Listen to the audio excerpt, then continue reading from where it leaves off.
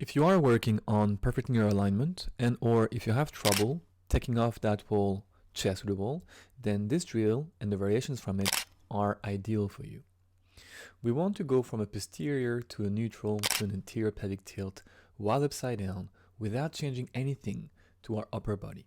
And you will know that you're not changing anything if your feet stay just as light, if not lighter, and if your hands stay just as heavy.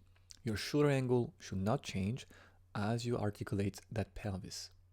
Your feet, as a consequence of this, as you pike, as you go into an anterior pelvic tilt, might be sliding down, but you want to make sure that they don't go any heavier, that you don't lean back to the wall as you go back into a neutral or more so a posterior pelvic tilt.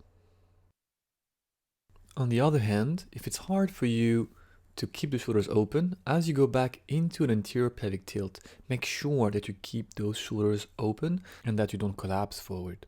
Finally, while it's not wrong to do so, try to exert full control over what happens to your feet and refrain from taking off if you can.